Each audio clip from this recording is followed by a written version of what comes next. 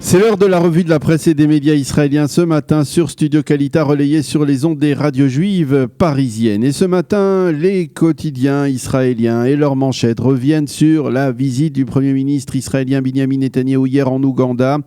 Avant son départ hier vers Entebbe, au lieu de la bravoure israélienne où son frère Yoni avait perdu la vie il y a 44 ans, Binyamin Netanyahou avait affirmé que cette visite allait apporter de très bonnes choses.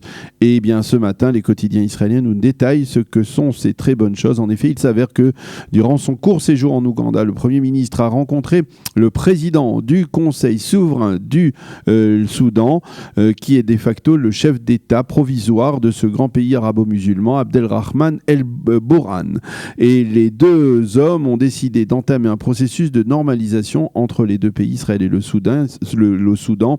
Et ce matin, tant le Yediot Ahronoth que le Israël Hayom ainsi que l'ensemble des quotidiens annonce, je les cite en manchette, que le Soudan se rapproche d'Israël. Le Israël Hayom, sous la plume de son correspondant diplomatique Ariel Kana, qui accompagnait hier le Premier ministre en Ouganda, explique que depuis un an, le Soudan effectue une démarche de démocratisation et de rapprochement avec l'Occident et que la rencontre d'hier avec Binyamin Netanyahou s'inscrit dans ce processus. Le Israël Hayom cite les Palestiniens qui ont fustigé cette décision soudanaise de rencontrer Binyamin Netanyahou.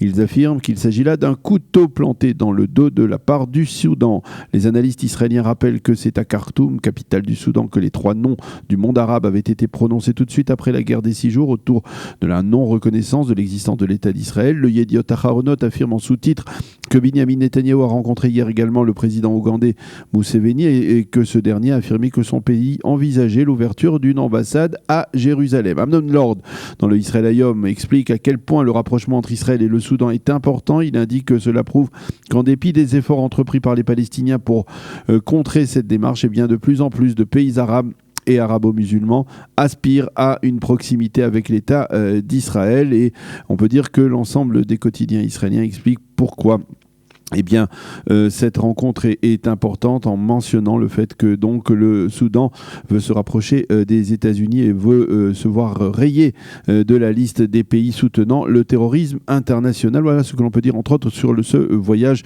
du Premier ministre en Ouganda. Binyamin Netanyahou va se plonger dès ce soir après donc sa visite en Ouganda dans la campagne électorale avec l'ouverture officielle de cette campagne au Likoud, et le Israël Hayom nous explique en première page ce matin que l'objectif du Premier ministre et de son parti sera d'essayer d'obtenir les 200 000 voix qui leur a manqué lors des précédentes élections pour parvenir à former une coalition majoritaire. Où le Likoud va-t-il retrouver ses voix ?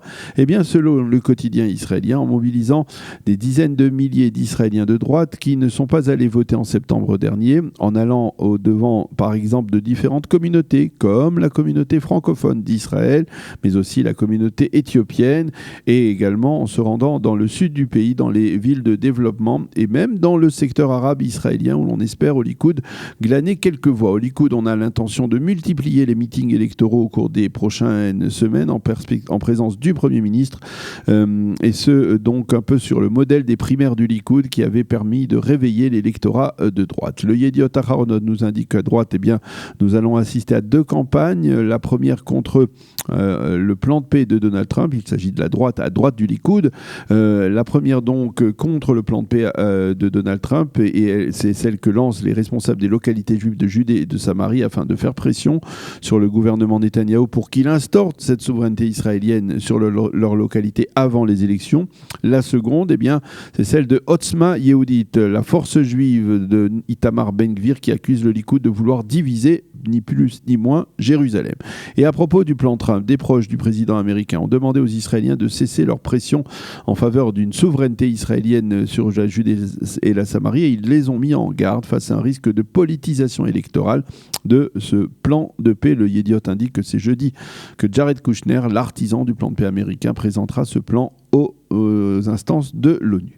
Ceci étant, les quotidiens israéliens et les journaux télévisés d'hier soir ont fait état de la recrudescence d'actes de violence palestinienne contre les forces de l'ordre israéliennes, consécutive donc à la présentation du plan de paix américain. Les journaux télévisés nous ont montré hier des images impressionnantes qui sont reproduites ce matin dans certains des quotidiens israéliens. Il s'agit en particulier d'une image de certaines photos d'un officier des gardes-frontières israéliens à Hebron, confronté à de jeunes manifestants palestiniens. Soudain, l'officier est frappé de plein fouet par un cocktail Molotov qui s'embrase et on voit avec quelle rapidité et sang-froid cet officier des gardes-frontières israéliens parvient lui-même à éteindre son uniforme qui s'était embrasé. Le Yediot Aharonot nous montre également en première page cet officier. Il s'appelle Shachar Medioni et il raconte au journal comment il a fait pour se protéger et reconnaît que cela aurait pu se terminer pour lui tout à fait autrement. Ces incidents sont l'expression des déclarations virulentes faites par Mahmoud Abbas depuis la présentation du plan de paix américain il y a une semaine, mais ce matin, le Israël Hayom se penche justement sur l'impact de Mahmoud Abbas dans la rue palestinienne. Oded Granot, son spécialiste du monde arabe, explique que dans le monde arabe, on ne se mobilise plus pour protester contre le plan américain et que c'est également le cas généralement dans les territoires palestiniens. Pour Granot, Abbas a perdu la confiance de la rue palestinienne et Daniel Siroti explique toujours dans le même journal, le Israël Hayom, qu'à la tête de l'autorité palestinienne, la guerre de succession à Mahmoud Abbas a déjà débuté. Il explique qu'en dépit des menaces du Raïs, la coordination sécuritaire se poursuit entre Israël et l'autorité palestinienne. Et le Israël Hayom nous indique d'ailleurs que l'un des responsables palestiniens les mieux placés pour succéder à Mahmoud Abbas ne serait autre que le chef des renseignements palestiniens, Majab Faraj. Dans le Ma'ariv, le professeur Uzi Rabi explique que la position de Mahmoud Abbas et son rejet catégorique du plan de Donald Trump vont se retourner contre lui. Il vient de marquer un but contre son camp, affirme-t-il donc dans le Ma'ariv de ce matin.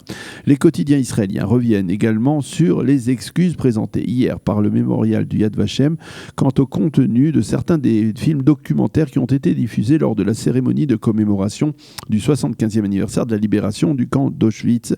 Une cérémonie qui, vous le savez, s'est tenue en présence de plusieurs dizaines de chefs d'État il y a 2 semaines sur l'esplanade de la révolte du ghetto de Varsovie. Nous déplorons que dans ces films présentés lors de cette cérémonie, seule une partie de la vérité historique ait été mentionnée et que cela ait pu donner un sentiment de partialité, ont écrit les responsables du mémorial hier dans un communiqué qui a été publié hier en exclusivité en premier sur le site du Haaretz.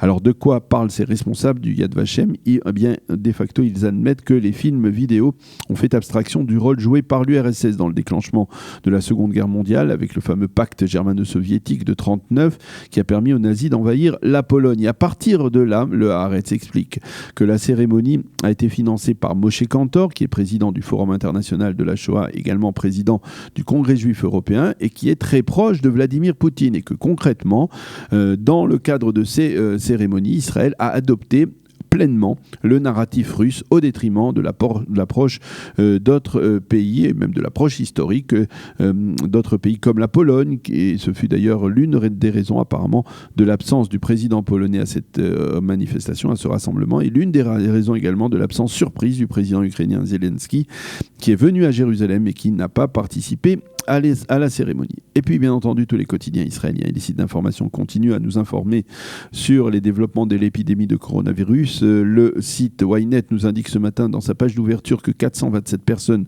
sont mortes de ce virus en Chine et que 20 000 autres ont été contaminées, ce qui marque une progression dramatique de cette épidémie. La Chine reconnaît des carences dans le traitement de la maladie. Quant au directeur général de la santé publique en Israël, Moshe Bar Siman Tov, il a reconnu que le paroxysme de l'épidémie était encore devant nous. Il affirme qu'il ne faut pas laisser la peur nous guider dans cette crise, ce qui n'a pas empêché tout de même les autorités israéliennes de renvoyer dans leur pays hier quelques milliers de Chinois, des ouvriers chinois et même des touristes chinois qui avaient atterri en Israël. Au total, 3000 touristes chinois ont été rapatriés en Israël au cours des 2 derniers jours dans des vols spéciaux de compagnies chinoises. C'est la fin de cette revue de la presse et des médias israéliens ce matin sur Studio Kalita. Pour mieux s'immerger dans la réalité politique, sécuritaire, économique et sociale d'Israël, connectez-vous chaque matin sur Studio Kalita. Daniel Haïk vous y attend pour sa revue de la presse.